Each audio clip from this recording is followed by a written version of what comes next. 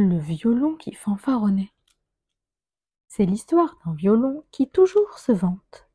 La la li, j'ai fait ci, la, j'ai fait ça. La, quand je joue à l'opéra, la, je suis le roi. Le premier violon, c'est moi. Et tralali, et tralala. À la fin du concert, le chef d'orchestre me rend hommage à moi. À tous les instruments autour de lui, il ordonne. Embrassez mon archer, ouvrez vos oreilles et applaudissez. Le piano se rebiffe. Et moi alors, petit vantard, je compte pour du beurre? Les trompettes pétaradent, les trombones toussent, le saxophone s'étrangle, le triangle s'envole et la grosse caisse tonne. Taisez-vous, c'est moi qui fais le plus de bruit ici.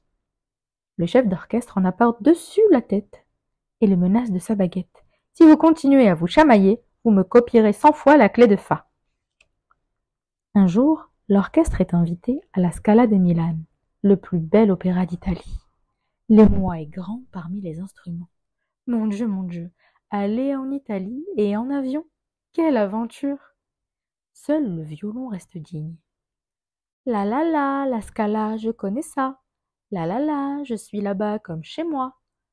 Ce qu'il ne sait pas, c'est qu'Herbert le violoniste tremble de peur à l'idée de prendre l'avion. Aller à Milan, il veut bien, mais par le train. Le jour du départ, les flûtes, les trompettes, la contrebasse, le saxophone, le triangle et tous les autres s'engouffrent avec les musiciens dans l'avion en criant au vantard. Salut l'artiste, bon voyage! Et ils ajoutent tout bas. Bon débarras! Sur la route de la gare, Herbert fait très attention au violon, car il vaut des millions.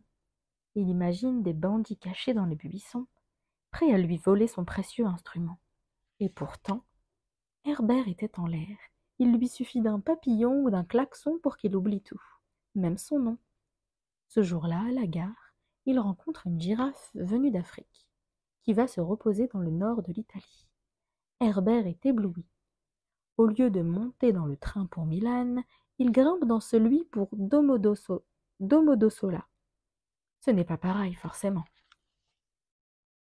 Quand le train s'arrête au terminus, tout le monde descend. Herbert pose son violon, tend le bras à la girafe pour qu'elle saute sur le quai sans trébucher, et les voilà partis, bras dessus, bras dessous. Mais comment ça? S'indigne le violon. Je n'y crois pas, il m'abandonne sur cette vieille banquette. Le violon passe la nuit seul dans le train. Le vent souffle, la pluie raye les vitres. Des chauves-souris couinent et se moquent de lui. Mamma mia, que fais-tu là, Domodossola? Il ne répond pas. Ah là là, pense-t-il, pauvre de moi. Au petit matin, un employé des trains italiens l'aperçoit. Vite, il va prévenir le chef de la gare, qui frise longuement sa moustache. Mettons-le avec la flûte qu'on a trouvée hier, ils s'entendront bien.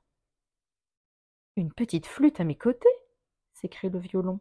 C'est indigne de moi. Mais il se retrouve malgré lui sur une étagère, serré contre une flûte à bec qui sort la tête d'un sac. Ah, collègue, dit la flûte, enchantée. Quelle insolence, je suis le premier violon, vous devez vous incliner. Que faites-vous là, grand violon prétentieux? C'est une tragique erreur. Mon maître va venir me chercher. Je suis très précieux, vous savez. Je sais, mais vous devez être très seul aussi. Je vis très bien sans compagnie. Et taisez-vous, je dois me reposer. Je joue demain à la Scala, moi. Au petit matin, la flûte s'étire. Ah, vous avez ronflé, dit-elle. Impossible, mes sons sont doux et harmonieux. Arrêtez de me critiquer, je suis le roi des instruments. La porte s'ouvre, c'est le chef de gare, avec une petite fille. Ma flûte s'écrie-t-elle. Ah, je suis si contente de te retrouver. Et elles partent, toutes les deux en sifflotant. Une grosse larme coule sur la joue du violon. Personne n'est venu le chercher. Et si la petite flûte disait vrai? Et si personne ne se souciait de lui parce qu'il était trop arrogant? Peut-être que ce n'était pas le plus important dans la vie d'être toujours le premier. Le lendemain matin, le chef de gare s'exclame. Vous avez de la chance, mon gaillard. On a retrouvé votre patron tout à fait par hasard. Il vous cherchait comme un dingo et avait perdu espoir. La petite flûte la guidait jusqu'ici en lui jouant un allegretto de Mozart. Sur le pas de la porte, Herbert, la petite fille et la flûte lui tendent les bras. « Tu me pardonnes ?» murmura Herbert. « N'en parlons plus et filons. On nous attend à la Scala, la flûte et moi. »« Moi, à la Scala ?» dit la flûte, émerveillée. « Oui, parce que t'es mon ami et tu le resteras toute la vie. Et puis, je t'ai entendu siffloter hier matin, et c'était drôlement bien. » L'histoire est terminée.